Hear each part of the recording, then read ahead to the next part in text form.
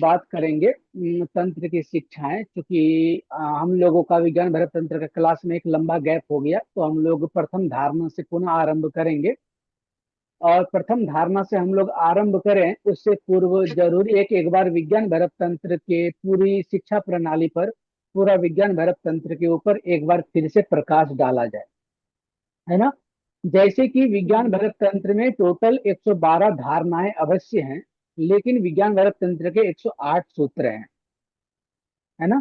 जैसे कि हमने पहले के लिटरेचर में हमने कई सारे जगहों पर हमने कुछ मेंशन किया था, जैसे कि स्वामी कृष्ण मूर्ति जी हो गए या कबीर जी हो गए। अलग अलग लोगों के अपने अलग अलग वक्तव्य हैं, तो उन सभी लोगों का जितने सारे सेंटेंस उन लोगों ने दिया है, लाइक चूसो और चूसना हो जाओ, देखो और देखना हो जाओ, खाओ और खाना हो जाओ, कुल मिलाकर के सब लोगों का एक ही संकेत है कि होश पूर्वक जीना, है ना। कि जब जब आप अपना जिंदगी की यात्रा आरंभ करते हैं, जब आप दैनिक दिनचर्या को जीते हैं, तो उसको होश पूर्वक जीना है। यानी कि हमें सर्वाइवल मोड से हमको अवेयरनेस मोड में हमको चलना है। तो अवेयरनेस मोड में अगर हमको आना है, तो उसके लिए हमको होश पूर्ण जीना पड़ेगा, हमको अवेयरनेस के साथ जीना होगा। तो उसी प्रकार से जो दो माध्यम होते हैं शास्त्रों के, जैसे कि एक द्वैत मार्ग है और एक अद्वैत मार्ग है ना। द्वैत मार्ग कहता है कि भाई तुम और भगवान अलग अलग हो, और अद्वैत कहता है कि तुम और भगवान अलग नहीं, है ना।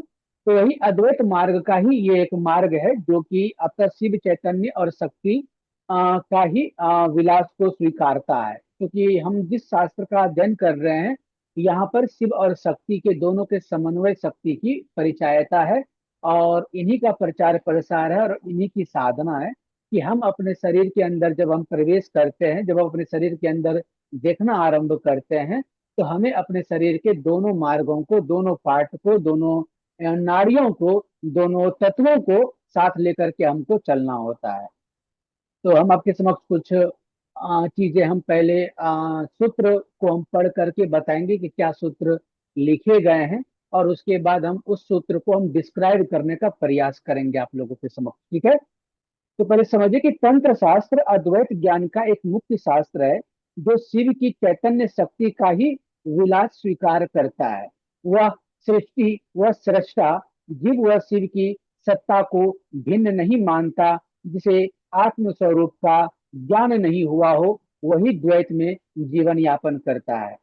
जो आत्मज्ञान यानी कि जो अज्ञान मात्र हैं, और विज्ञान भरत तंत्र इसी तंत्र शास्त्र का प्रमुख ग्रंथ है, जो भी भगवान शिव द्वारा भैरवी को दिए गए उपदेशों का सार है। प्रमुख शिक्षाएं कुछ इस प्रकार हैं।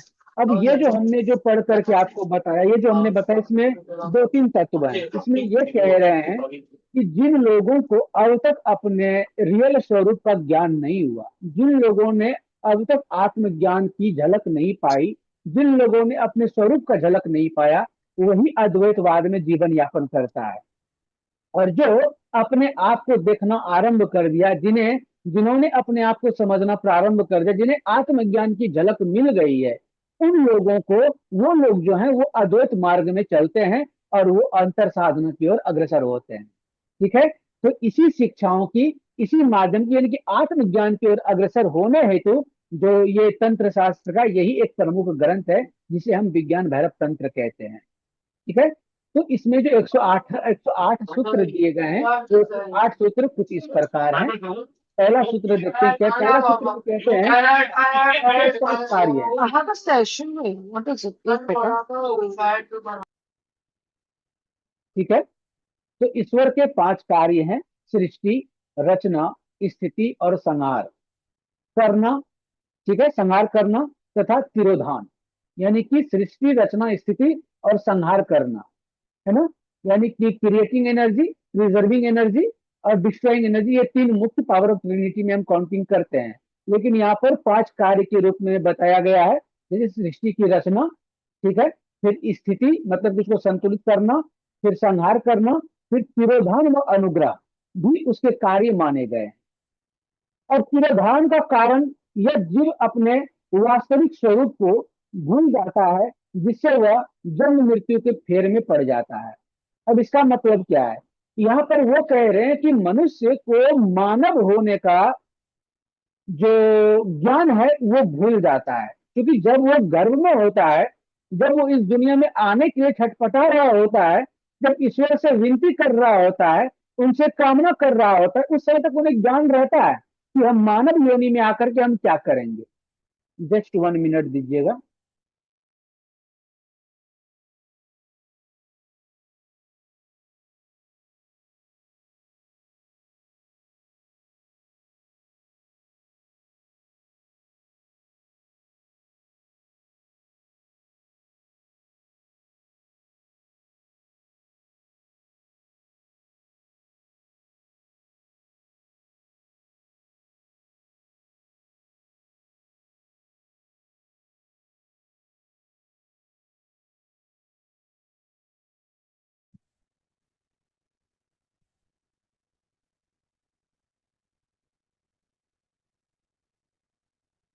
हम्म। चलिए शुरू करते हैं ना। हम दूसरे सूत्र के ऊपर बात कर रहे थे। तिरोधान के कार्य कारण वह जीव अपने वास्तविक स्वरूप को भूल जाता है। यानी कि जब मानव गर्भ में होता है, और गर्भ रूपी अंधकार यानी कि गर्भ रूपी नरक में जब इंसान का जीवन यापन होता है 9 महीने तक, तो उस समय वो परमात्मा से यही विनती कर रहा होता है कि प्रभु अब हमें यहाँ से बाहर निकालो, हमें यहाँ से बाहर निकालो। हम बाहर जा करके आपके नाम का गुणगान करेंगे, आपके नाम का ध्यान करेंगे, और अपने ये जो कर्म बंधन है, ये जो जीवन और मृत्यु का जो ये बंधन है, इससे मुक्त होकर के हम आपको प्राप्त कर सके। ठीक है। लेकिन क्या होता है कि जैसे इस दुनिया में हम आते हैं, वो चीजें हम भूल जाते हैं, और हम तमाम प्रकार के दुनिया के कर्मों में लग जाते हैं, और हमें अपने रियल स्वरूप का होने का भान नहीं होता। तीसरे सूत्र में कहते हैं, किंतु ईश्वर के अनुग्रह से ही वह जन्म मृत्यु के चक्कर से छूटकर मुक्त हो जाता है। तब जब हम क्या करते हैं, अपने अंदर की ओर रुख करते हैं, जब हम अपने अंदर की ओर ध्यान साधना आदि करते हैं।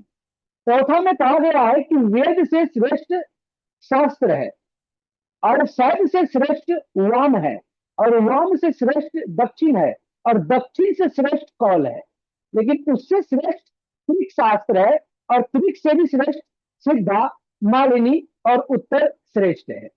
ये तंत्र के सारे शाखाओं के बारे में यहाँ पर बात की गई है। ठीक है। पांचवा सूत्र में कहते हैं, ईश्वरीय ज्ञान ईश्वर के अनुग्रह के बिना और बिना गुरु के भी नहीं होता।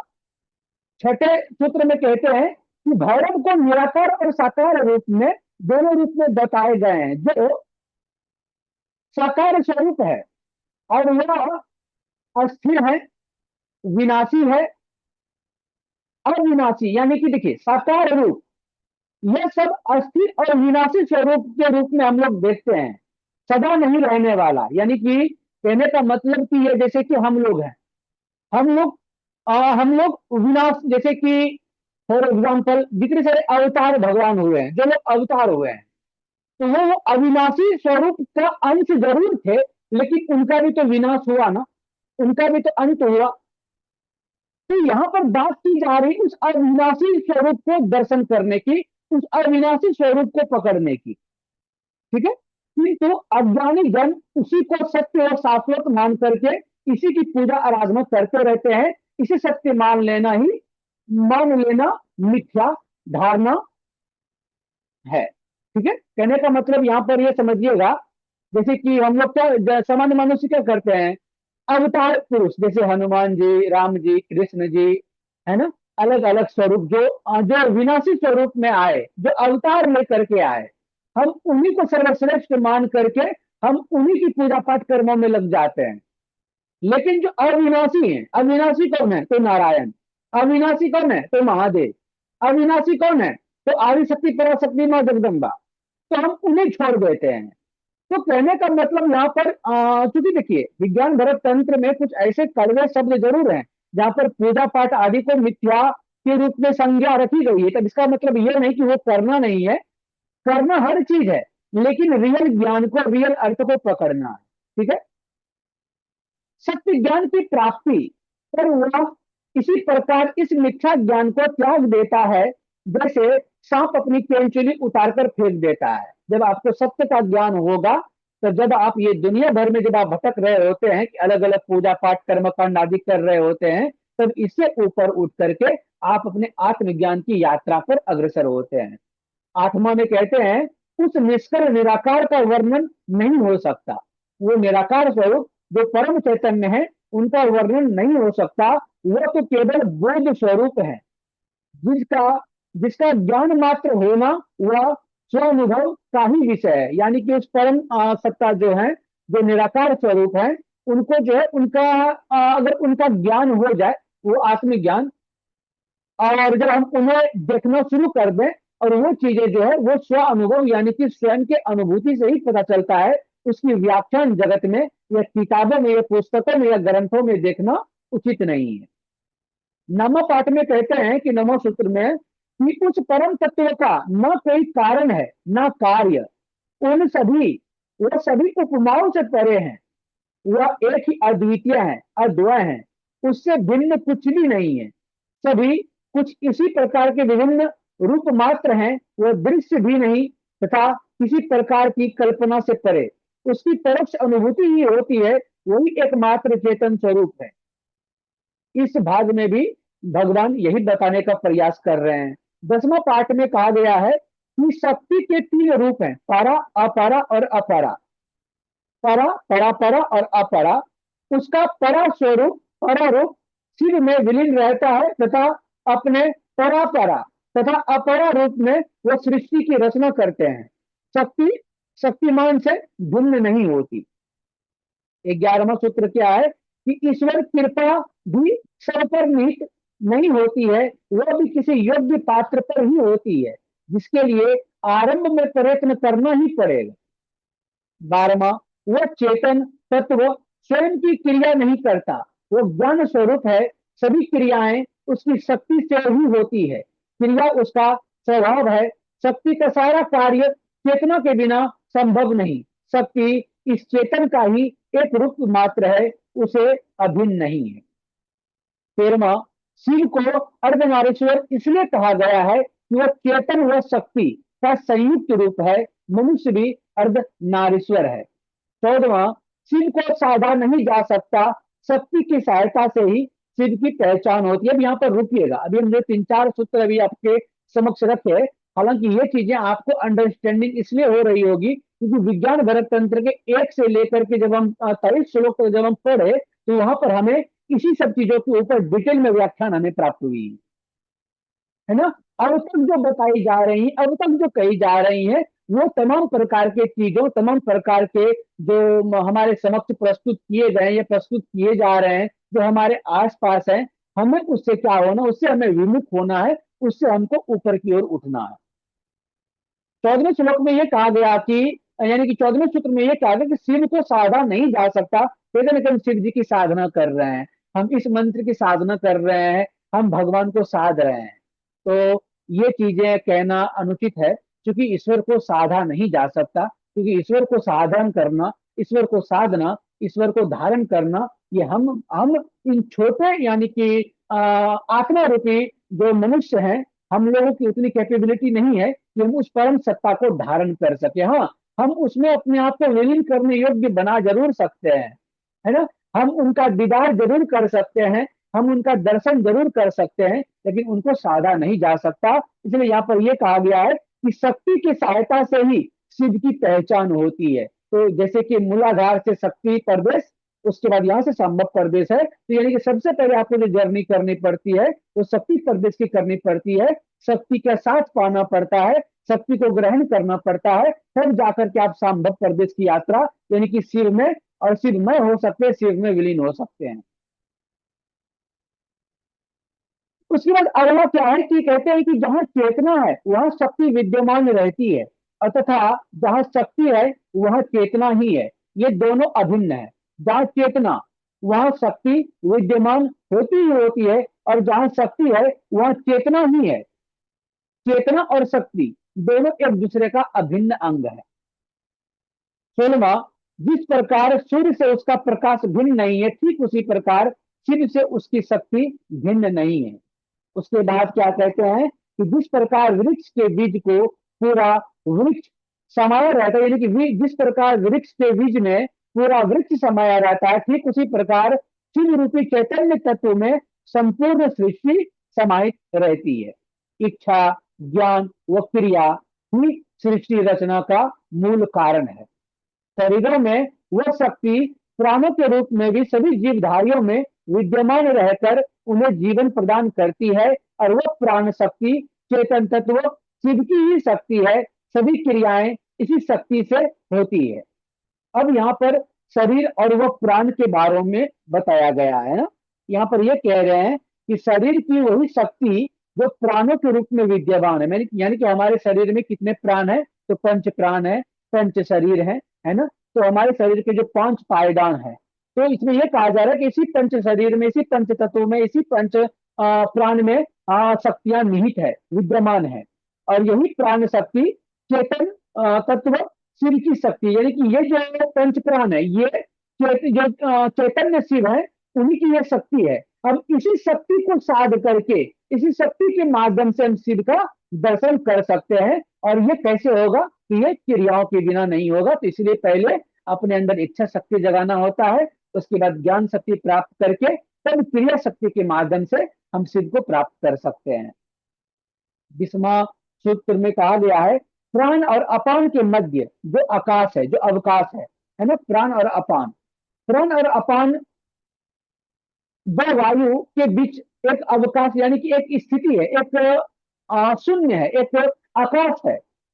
उसमें धारणा, यानी कि उसको धारण करें, यानी कि उसमें जब हम धारणा करते हैं, जब हम उसको साधने का प्रयास करते हैं और उसमें स्थिर रहते हैं, तो शिव तत्व का ज्ञान होना आरंभ होता है। यानी कि ज्ञान अभी केवल प्राण और अपान को साधने मात्र से हमें शिव का ज्ञान नहीं होगा, वो परम तत्व का ज्ञान नहीं होगा।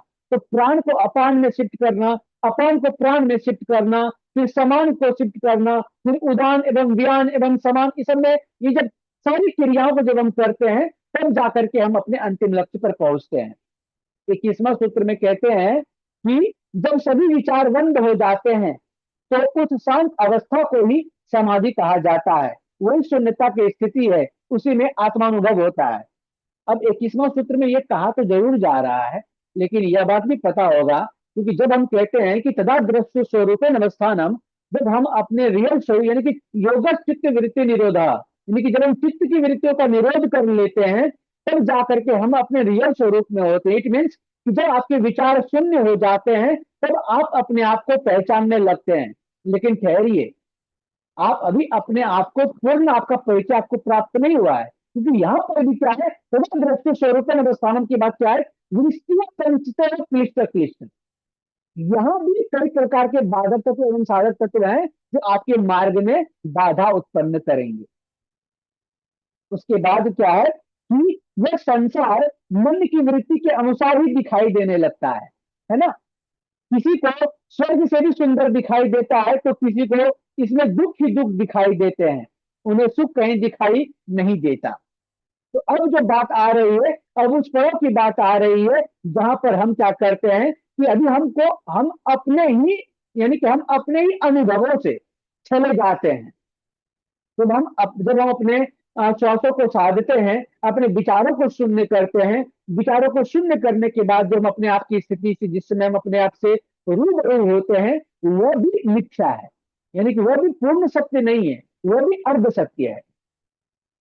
ध्यान साधना आरंभ में स्थिर वस्तु से आरंभ की जाती है, तथा क्रम से सूक्ष्म में करते हुए बढ़ते जाना चाहिए, अंत में स्वयं शिवरूप हो जाता है। उसके बाद है, वह परम ज्योति ही शिव और शक्ति स्वरूप है, जिसका योगी प्रत्यक्ष दर्शन करता है, जिससे उसकी भेद दृष्टि समाप्त हो जाती है। यही अद्वैत अवस्था है। अद्वैत अवस्था का मतलब जहां पर आप और वो परम तत्व दोनों के बीच कोई मतभेद, कोई भेद नहीं रहता, जब दोनों एक समान हो जाते हैं। उसके बाद 25वां सूत्र में कहा गया है कि शरीर के भीतर एक अनाहत नाद निरंतर चलते रहता है, एक ध्वनि, एक गुंजार जो हमेशा चलते रहता है, जिसे योगी लोग गहरे ध्यान से सुनते हैं। यही शब्द ब्रह्म का स्वरूप है। इसी शब्द के बाद, यानी कि इसी के बाद आप पर ब्रह्म को प्राप्त करते हैं। यहाँ पर अनंतनाथ की बात की जा रही है, इसका तात्पर्य आप समझ सकते हैं कि आपको मूलाधार से हो करके आपको अपने अनाहत चक्र पर आना पड़ता है, क्योंकि मेटेरियलिस्टिक वर्ल्ड और स्पिरिचुअल वर्ल्ड के बीच जो असमंजस्य बना करके रखता है वो रखता है हमारा हृदय चक्र, है ना। क्योंकि आप जब आप अपने थर्ड चक्र पर आते हैं तो ये अंतिम, यानी कि ये अंतिम चक्र है शक्ति प्रदेश की, यानी कि शक्ति साधना की। आप ऑडिबल नहीं है मैम, बोलिए क्या कह स्पिरिचुअल रही है। वर्ल्ड और स्पिरिचुअल वर्ल्ड और मेटेरियलिस्टिक वर्ल्ड, मेटेरियलिस्टिक वर्ल्ड और स्पिरिचुअल वर्ल्ड के बीच जो असमंजस स्थापित करता है वो करता है हमारा अनाहत चक्र। और अनाहत चक्र को साधने के लिए आपको अनहत नाद का ज्ञान होना जरूरी है। जब आप अपने अनाहत चक्र को साधते हैं तब जाकर के आप शक्ति प्रदेश की अंतिम यात्रा में होते हैं, जहां पर आपको तमाम प्रकार की सिद्धियां प्रसिद्धियां मिलनी आरंभ हो जाती है अपने थर्ड चक्र में ही। क्योंकि जो पास्ट लाइफ रिग्रेशन है, जो आकाशिक रिकॉर्डिंग है, ये सब कुछ और नहीं, ये आपके थर्ड चक्र की ही यात्रा है। दूसरे के बारे में ज्ञान हो जाना, क्लियर एक्टिवेट हो जाना, क्लियरवाइंस एक्टिवेट हो जाना, ये तमाम चीजें ये आपके थर्ड चक्र की ही सिद्धियां हैं। लेकिन ठहरिए, यह भी पूर्ण सत्य नहीं है। इसके बाद क्या कहते हैं कि संगीत शास्त्र में प्रवीण व्यक्ति अनायास ही मोक्ष प्राप्त कर लेता है। क्यों? यह ओमकार ही ईश्वर का वास्तविक स्वरूप है। सोहम, यह भी प्रणव का ही स्वरूप है जो हृदय में निरंतर चलता रहता है। इसी क्रम में हम उपासना करते हैं। अम ओम अ उमा, उत्पत्ति, संतुलन और विनाश। मीन्स अ, ऊर्जा ऊपर उठा, ओ मध्य रीजन में आया नाद के पास, म यानी कि यहां से ऊपर की ओर गया, सो सो हम, यानी कि इनहेलेशन एंड एक्सहेलेशन के बीच और सोहम के बीच में जो संतुलन बनाने का जो अभ्यास है वो कहते कि सोहम अभ्यास के जरिए भी आप स्वयं को ढूंढ रहे होते हैं। यह ध्यान भी आपके अनाहत चक्र का ही है, आपके हृदय चक्र का ही है। आप उसी पड़ाव पर होते हैं जहां पर आप मेटेरियलिस्टिक वर्ल्ड और स्पिरिचुअल वर्ल्ड के बीच में, अपने जीवन के बीच में आप संतुलन स्थापित करते हैं। अब उसके बाद 28वां श्लोक में क्या कहा जा रहा है, यानी कि 28वां सूत्र में सांसारिक पदार्थों का अस्तित्व भी उस परम चैतन्य से ही है, जिससे भी जिससे वे उससे अभिन्न है। उससे भिन्न किसी की सत्ता नहीं। भिन्नता की सारी प्रतीति अज्ञानता का ही कारण होती है। इसके आगे चलते हैं। जिसे उस परम तत्व की अनुभूति नहीं हुई है वही इस मिथ्या जगत को सत्य मान लेते हैं, और ज्ञान ही, साधना ही जीवन को उच्चता देती है। केवल अगला है 30वां सूत्र है कि केवल यह चेतन आत्मा का ही सत्य स्वरूप है, अन्य सभी मिथ्या है। इस सत्य को जो ठीक से जान लेता है वही ज्ञानी कहा जाता है। 31वां सूत्र में कहा गया है कि मन को किसी एक स्थान पर केंद्रित करना, विधि कुछ भी हो, उसका बार बार अभ्यास करने से चित्त की चंचल वृत्तियां शांत होती है। उस शांत अवस्था में ही उस चैतन्य की अनुभूति होती है। ध्यान दीजिएगा, सत्य के ज्ञान के मार्ग में या आत्मज्ञान की मार्ग में आपका हर प्रयास तब तक विफल है जब तक कि आप अपने विचारों पर नियंत्रण नहीं पाते हैं, जब तक आप अपने चित्त की वृत्तियों को निरोध नहीं करते हैं। यह भी आपकी अभी तक आपकी पूर्ण उपलब्धि नहीं है। इसके बाद क्या होता है देखिए, स्वयं को जान लेना ही परमेश्वर को जान लेना है। दोनों एक ही चेतन तत्व के दो नाम मात्र हैं। मुक्ति का अर्थ ही परम स्वतंत्रता, यही परम ज्ञान की स्थिति भी है। यह जगत, यह सारा जगत स्थूल, सूक्ष्म व पूर्ण रूप में विद्यमान है। बाद में आविर्भूत होने वाला पदार्थ अपने पूर्ववर्ती कारण तत्व में विद्यमान ही रहता है। जैसे बाग में पूरा वृक्ष सूक्ष्म रूप में विद्यमान रहता ही है, ठीक उसी प्रकार जैसे कि कहने का मतलब, जब बाग में जैसे कि कोई बीज है आपके पास, उस बीज के परोक्ष रूप में, वो उस बीज के रूप में, उस बीज से जो होने वाला वृक्ष है वो उसका उसके अंदर भाव जरूर रहता है, लेकिन वो तब तक प्रकट नहीं होगा जब तक आप बीज को रोपेंगे नहीं, बीज जब तक अंकुरित नहीं होगा, वो फल नहीं देगा, वो पूरा विराट नहीं होगा, तब तक उसका रियल स्वरूप प्रकट नहीं होगा। ठीक उसी प्रकार विश्व के सभी पदार्थ अपने कारण तत्व में विद्यमान रहते हैं, अतः ये सभी परमेश्वर के स्वतंत्र शक्ति का ही विलास है। अब कहते हैं भगवान 34वें सूत्र में कि भगवान शिव अपनी दो शक्तियों की सहायता से ही सृष्टि की रचना करते हैं। ये है चेतन व शक्ति। जिस प्रकार दो अरणी लड़की लकड़ी यानी कि दो अरणी लकड़ियों को रगड़ने से अग्नि उत्पन्न होती है, उसी प्रकार ठीक उसी प्रकार उन दोनों शक्तियों की सहायता से ही जगत की रचना संभव होती है। फिर इन दोनों का स्वामी है, वही परमेश्वर है। यहाँ पर जो बातें हो रही है, इस बात को अपने मन में अपने भक्ति के प्रति, अपने आसक्ति के प्रति कोई भाव ना रखें, क्योंकि अगर कोई शिव को मानते हैं तो कोई विष्णु को मानते हैं, कोई शक्ति को मानते हैं। यहाँ पर हम रियल तत्व को समझने का प्रयास कर रहे हैं। ठीक है। अब उसके बाद 35वां सूत्र में क्या कहा जा रहा है, ध्यान दीजिएगा। यह सारा जगत मन के द्वारा ही कल्पित है। मन की विभिन्न वृत्तियां ही संसार की कल्पना करती है। मन जैसा दिखना चाहता है, संसार उसे वैसा ही दिखाई देता है। मन के परिवर्तन से संसार अपने आप बदल जाता है, उसे बदलने का कोई प्रयत्न नहीं करना पड़ता। मन के विलीन होने पर संसार भी विलीन हो जाते हैं। अगला पाठ में क्या कहा जा रहा है, ध्यान दीजिएगा। संसार बाधा नहीं है, वह मन की बाधा है। मनुष्य ब्रह्म ही है, किंतु इस मन के कारण उसे संसार ही दिखाई दे रहा है, ब्रह्म दिखाई नहीं देता। मन के विलीन होने पर वह ब्रह्म ही हो जाता है। विज्ञान भैरव की ये 112 विधियां मन की वृत्तियों को गलित मन की वृत्तियों को गलित यानी कि मन की वृत्तियों को शांत करने की ही विधियां हैं, जिससे वह ब्रह्म स्वरूप ही हो जाता है। तो मुझे लगता है कि इतना सूत्र आपको बताना पर्याप्त है, क्योंकि अगर 108 सूत्रों के ऊपर हम बात धीरे धीरे करेंगे, क्योंकि 112 धारणाओं के ऊपर अगर हमको कमांड करना है, तो सबसे पहले हम लोग अपने जब तक अपने अभी तक हमने जितनी सारी बातें की है, इन सभी बातों को तथ्यार्थ के रूप में उसको समझने के लिए आवश्यक है कि हम क्या करें, कि हम धारणा के ऊपर ध्यान दें। ठीक है। तो हमें धारणा को साधना आरंभ करना पड़ेगा, ताकि ये तमाम प्रकार के सूत्र को हम क्या करें, आत्मसात कर सके, है ना। तो उसके आगे कुछ सूत्र हम और आपके समक्ष हम रखते हैं कि इसमें जो 108 सूत्र बताए गए हैं, जितने 108 सूत्र दिए गए हैं विज्ञान भैरव तंत्र के, यानी कि 112 क्रियाएं हैं, लेकिन 108 सूत्र जो है, ये 108 सूत्रों का अगर हम संक्षेप में अगर हम सार की बात करें, तो ये सार को अगर कम शब्दों में अगर हम बताना चाहें, अगर कम शब्दों में अगर हम समझाना चाहें, कम शब्दों में अगर आप समझना चाहें, तो यही चीज है, यत पिंडे तत् ब्रह्मांडे। हमारे अंदर ही समस्त जगत है, समस्त सृष्टि है, समस्त देव हैं, यहां तक कि वो क्रिएटर भी हमारे ही अंदर उनका अंश है।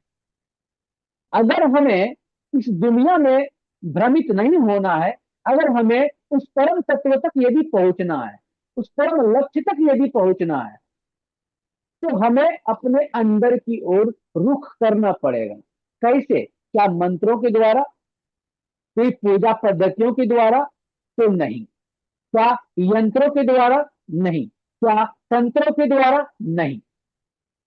क्योंकि विज्ञान भैरव तंत्र के 1 से लेकर के 23वें श्लोक तक यही बताया गया है कि जो भैरव है, यहाँ पर भैरव का आशय कोई भैरव के रूप से नहीं है, यहाँ पर भैरव का आशय है परम सत्ता, वो परम तत्व। तो परम तत्व के बारे में जो व्याख्यान दी गई है कि ना उसे मंत्रों में सीमित किया जा सकता है, ना उन्हें यंत्रों में सीमित किया जा सकता है, ना उन्हें तंत्रों में सीमित किया जा सकता है, ना उन्हें नादों में सीमित किया जा सकता है, ना उन्हें किसी बिंदु में समेटा जा सकता है, ना उन्हें किसी चक्रों में समेटा जा सकता है। मतलब समझ लीजिए कि हर प्रकार के कर्म यहाँ पर गौण है, यहाँ पर सूक्ष्म है। अगर आपको उस परम सत्ता को पहचानना है तो उसके लिए आपको महामौन में उतरना पड़ेगा। महामौन में उतरने का मतलब वही है कि महामौन में आप तभी उतर पाएंगे जब आपके चित्त की वृत्तियों का निरोध हो चुका हो। आपके चित्त की वृत्तियों का निरोध हो चुका हो, कहने का मतलब कि अब आप उस स्थिति में आप आ चुके हैं जहां पर आप अपने उस स्वरूप को पहचानने के लिए आप अग्रसर होते हैं, आप आरंभ करते हैं अपनी यात्रा, अपनी जर्नी आप शुरू करते हैं। ठीक है, अपनी जर्नी आप शुरू करके आप एक एक धारणा को साधना आप आरंभ करते हैं उस पड़ाव पे। उसके बाद जब उस पॉइंट पर जब आप होते हैं तो तब सबसे पहले जरूरी आपको ये है कि आपको धारणा समझना होगा। धारणा का यहाँ पर आशय क्या है? तो धारणा का आशय यहाँ पर यह है कि वो इंडिविजुअल पॉइंट, वो एक स्पेसिफिक चीज जिस पर आप कंसंट्रेशन लगातार एक कंटिन्यूस समय तक आप कर सके, एक समय तक कर सके, एक स्थिति तक कर सके। जब तक आप धारणा को नहीं समझेंगे तब तक आप उस धारणा को ध्यान में, यानी कि जब आप क्रिया कर रहे होंगे तो वो धारणा ध्यान के रूप में घटित नहीं होगा, क्योंकि ध्यान तो करने की वस्तु है ही नहीं। ध्यान कोई वस्तु नहीं है, ध्यान कोई चीज नहीं है, ध्यान कोई क्रिया नहीं है। ध्यान घटित होता है, कब घटित होता है? जब हम धारणा का अभ्यास करते हैं। तो ये विज्ञान भरत तंत्र के 112 धारणाएं, ये 112 धारणाएं, वो 112 यात्राएं, ये 112 द्वार हैं जिसके माध्यम से हम अपने अंदर ध्यान को घटित कर रहे होंगे। इस 12 धारणाओं के माध्यम से हम अपने अंदर ध्यान में उतर रहे होंगे, ध्यान घटित हो रहा होगा। और वो जो ध्यान घटित हो रहा होगा वहां पर हम जा करके उस परम तत्व को, उस परम सत्ता से हम अपने परिचय कर पाएंगे, हम उन्हें देख पाएंगे, हम उन्हें समझ पाएंगे। तो इसके लिए जितनी सारी आवश्यक बातें बताई गई है, जैसे कि आवश्यक बातें जिन्होंने इसमें यह कहा गया कि यहाँ पर आपको प्राण के ऊपर ध्यान देना जरूरी है, यहाँ पर आपको पंच प्राण के ऊपर ध्यान देना जरूरी होगा, यहाँ पर आपको पंचकोश के ऊपर ध्यान देना जरूरी होगा, यहाँ पर आपको अपने नाद बिंदु के ऊपर आपको ध्यान देना जरूरी होगा। कहने का मतलब आपका जो यात्रा है वो वही है, मूलाधार से लेकर के सहस्त्रार तक, यानी कि मूलाधारादि षटचक्रम शक्तिर्दान मुदीरतम कंठतुबरी मूर्धांतम संभव्य स्थान मुच्यते वराह स्रोति। कहने का मतलब आपकी यात्रा, अगर आप इस मानव जीवन में हैं, तो अगर मानव जीवन में अगर आपको मोक्ष प्राप्त करनी है तो मोक्ष प्राप्त करने का यात्रा क्या है? तो यही है आपका यात्रा, आपको मूलाधार से सहस्त्रार तक पहुंचना। अब मूलाधार से सहस्त्रार तक पहुंचने का आशय आप क्या समझते हैं? हमारा क्वेश्चन है आप लोगों से, आप लोग इसमें भाग लें, आप हमें बताएं कि हम अगर आपसे बोल रहे हैं कि आपकी यात्रा है, आपकी मूलाधार चक्र से आपको सहस्त्रार तक पहुंचना, तो इस शब्द से, इस टर्म से आप क्या समझते हैं? आखिर मूलाधार से सहस्त्रार तक हम पहुंचेंगे कैसे? उसको पहुंचने का तात्पर्य क्या है, बताएं। ध्यान और साधना के माध्यम से हम जब अवेयरनेस स्टेट पर आएंगे हम्म। तब धीरे धीरे हमारा जो कुंडलिनी है वो अ, नीचे की 5 चक्रों से ऊपर की ओर चलना शुरू हो जाएगी। और जब शुरू होती है तभी ईला पिंगला नाड़ी सुषुम्ना में पहुंच चुकी होती है। जब हम्म। सुषुम्ना में पहुंच जाती है तब वो हमारे थ्रोट चक्रा से थर्ड आई चक्रा फिर क्राउन चक्रा पे ट्रैवल शुरू कर देती है। तो वही वो हाँ, स्टेट है। तो ये ट्रैवल क्या करता है? प्राण हमारा। प्राण हमारा। चलिए ठीक है, रुद्विका मैम आप बताइए, आप बोलेंगी।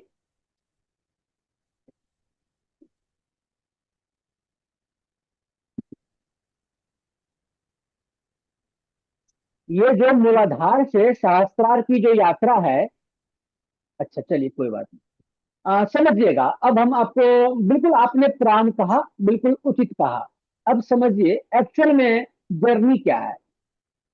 हम सभी लोगों को पता है कि हमें अपने प्राण को साधना है, क्योंकि प्राण क्या है? प्राण एक ऊर्जा है, वो संजीवनी ऊर्जा जो हमें जीवित रखे हुई है। ठीक है। प्राण हम कैसे लेते हैं? अपने श्वासों के माध्यम से। वो क्या कर रही है? डाउनवर्ड जा रही। ये जो कुंडलिनी शक्ति है, जिसको कुंडलिनी शक्ति को हमको ऊपर उठाना है, आखिर इस कुंडलिनी शक्ति का जो प्राइमरी स्टेज का जो भाव है, हम्म। वो कौन सी शक्ति है, वो कौन सी ऊर्जा है जो हमारे अंदर नीचे की ओर सुसुप्त पड़ी हुई है? तो हमारी यात्रा प्राणों के ऊपर जरूर है, कुंडलिनी के ऊपर जरूर है। ठीक है। अगर प्राणों को साधने की बात करें तो हम श्वास को ऊपर की ओर खींच रहे हैं, खींचे।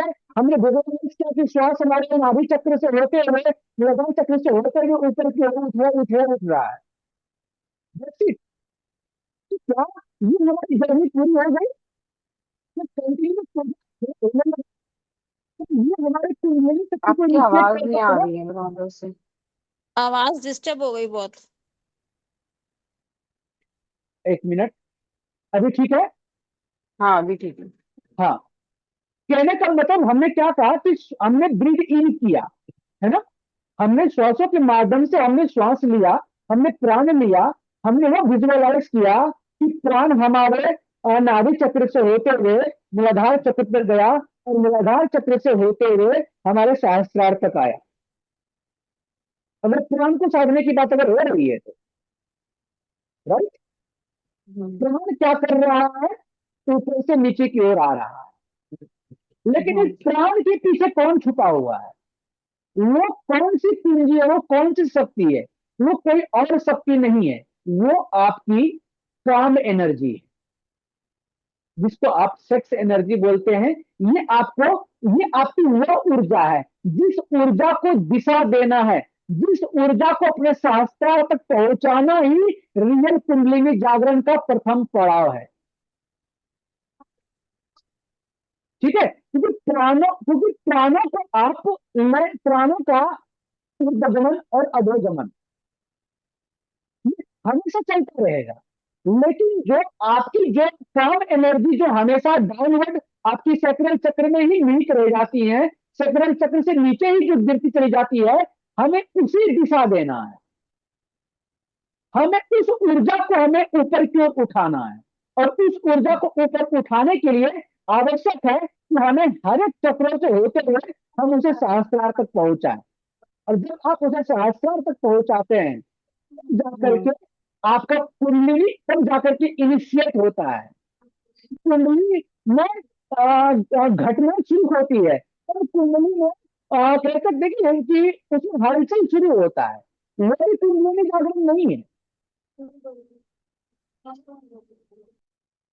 तो जो हमारी साधना है, यानी कि जब कहते हैं कि आप सभी लोगों ने इसके बारे में, इस मुद्रा के बारे में आप लोगों ने सुना होगा, है ना? वो मुद्रा है खेचरी मुद्रा, सुना होगा। आप अगर सिद्ध कुंज का स्त्रोत पढ़ते हैं तो उसमें भी कहा गया है खाम खीम खूम खेचरी तथा, है ना? तो खेचरी मुद्रा, और खेचरी मुद्रा को गगन गगन चुंबी यानी कि गगन मार्ग का मुद्रा कहा जाता है कि जिस समय आप खेचरी मुद्रा को अगर आप साधते हैं तो उसके बाद आपके अंदर ब्रह्म रंध्र से वहां पर अमृत बूंद टपकता है। और जब आप वो अमृत बूंद का पान करते हैं तो आपको उसी रूपी सुख मिलता है, प्रसन्नता मिलती है जो एक अमृत से मिलता है। ठीक है। अब ये जो टपक रहा है, यानी कि खेचरी मुद्रा, खेचरी मुद्रा साधने का, यानी कि खेचरी मुद्रा तक पहुंचने के लिए आवश्यक है कि हमें सबसे पहले अपने काम ऊर्जा को सहस्त्रार से, यानी कि अपने मूलाधार से उठाते हुए, अपने अनाहत चक्र से उठाते हुए हम अपने विशुद्धि चक्र तक आकर के पहले स्थिर हों। अब विशुद्धि चक्र तक अगर हम स्थिति आ गए हैं, अब उस ऊर्जा को ऊपर की ओर दिशा देना है, उसे ऊपर की ओर धकेलना है। तो जब आप उसको धकेलने का अभ्यास करते हैं तब जाकर के हम जो है तब जाकर के हमें वो मूल चीजें प्राप्त होती हैं। मतलब कि कह सकते हैं कि तब जाकर के आप साक्षात्कार कर पाते हैं। किसका? तो आप अपने आप का साक्षात्कार किससे कर पाते हैं? तो परम आनंद से। वो आनंद जो क्षणिक नहीं है, वो आनंद जो कंसिस्टेंसी के साथ एक लंबे समय तक वो आनंद है ना। आप उस आनंद की स्थिति, उस परम आनंद की स्थिति में आप आते हैं। तो कुल मिलाकर के विज्ञान भैरव तंत्र की जो साधना है वो इसी के ऊपर है कि हम धारणा को धारण करेंगे, धारणा को साधेंगे, और धारणा को साधने के क्रम में हम अपने साधनों को इस कदम उच्च कोटि की ओर अग्रसर करेंगे, ऊपर की ओर उठाएंगे कि हम अपने रियल स्वरूप की पहचान कर सके, रियल स्वरूप को हम देख सके, उससे हम मिल सके, उससे हम जुड़ सके। और हमें जो खुशी चाहिए, हमें जो प्रसन्नता चाहिए, वो क्षणिक नहीं चाहिए, वो लंबे समय तक चाहिए, लगातार चाहिए, हर क्षण चाहिए। ऐसा नहीं कि 2 मिनट के हम 2 मिनट तक हम खुश हुए, तीसरे मिनट हम फिर दुखी हो गए, फिर से हमारे माइंड में बहुत सारे विचार चलने लगे, हम दुखी हो गए। नहीं, रियल आनंद वो है जो आपको कंसिस्टेंसी के साथ आप एक लंबे समय तक उस आनंद की स्थिति में आप गहरा विश्राम कर सकते हैं। ठीक है, तो इतना ही कुल मिलाकर के, चूंकि एक लंबे ब्रेक के बाद हम चाह रहे थे कि एक बार फिर से आप लोगों को चार्ज अप किया जाए, बताया जाए कि विज्ञान भरत तंत्र आखिर हम क्यों कर रहे हैं, है ना। इसकी यात्रा है क्या, इसका आरंभ कहाँ से करनी है। तो हम लोग क्या करेंगे, कल से हम लोग, कल फ्राइडे है, और अभी आप लोगों को पता होगा कि अभी जो श्रावण मास तो चल ही रहा है, और उस श्रावण मास में भी एक विशेष श्रावण मास, अभांग श्रावण श्रावण मास चल रहा है, जो कि 11 सितंबर तक वो श्रावण मास चलेगा। एक कौन सा? शास्त्रीय एक शास्त्रीय हम्म, श्रावण मास है जो 13। शास्त्र। हाँ, शास्त्रीय है, मतलब कि उसका नाम, उसका टर्मिनोलॉजी कुछ अलग है। उसके बारे में आप गूगल कीजिएगा तो आपको पता चल जाएगा। हालांकि वो अलग सब्जेक्ट हो जाती है, फिर भी आपको हम बताना चाहेंगे कि 13 अगस्त से वो समय शुरू हुआ है, जो 11 या 15 सितंबर तक वो श्रावण मास चलेगा। वो स्पेशल श्रावण मास है, और जो अवधि अभी चल रही है, ये अवधि ध्यान और साधनाओं की अवधि है। और इस समय में आप जुड़ सकते हैं अपने आप से, अपने आप का परिचय कर सकते हैं। तो आज इंट्रो हम चूंकि आज के इस सेशन को हम यूट्यूब पर भी डालेंगे, क्योंकि आज हम लोग विज्ञान भरत तंत्र के प्रारंभिक चरण के गहरे और तथ्यात्मक शब्दों के ऊपर हम लोगों ने डिस्कशन किया हुआ है। और हम अरे लोग मेरे पुनः घर में बीच में डिस्टरबेंस हुआ है, उसको एडिट कर देना। हाँ। जी जी जी, कोई कोई बात नहीं है, कोई बात नहीं है, हम लोगों का चैनल पे सब कुछ नॉर्मल चलता है। दूसरी बात, एक बात ये और हम बताना चाहेंगे कि जैसे कि एक बात यहाँ पर ये है, कहता है, हम लोगों ने पहली धारणा का हम लोगों ने अभ्यास किया था कुछ देर के लिए, हम लोग पिछले क्लास में, जो हम लोगों का अंतिम सेशन हुआ था। तो उसके बाद हम लोग कल से जो है, हम लोग पहली धारणा के ऊपर काम करेंगे, और प्रथम श्लोक से हम लोग काम करेंगे, उस श्लोक को पढ़ेंगे, उस श्लोक फिर को। से सब कुछ रिपीट करेंगे तो इतना तो फिर वो मेरा मेरा नहीं टाइम वेस्ट हो नहीं जाएगा ना। मैं नहीं तो नहीं अटेंड नहीं कर चुकी सब नहीं नहीं कुछ। नहीं नहीं, धारणा के बारे में बोल रहे हैं हम, पहले श्लोक की अच्छा। बात नहीं कर रहे हैं। हम वो ओके। प्रथम धारणा, पहली ध्यान की क्रिया के ऊपर हम बात करेंगे। हम्म।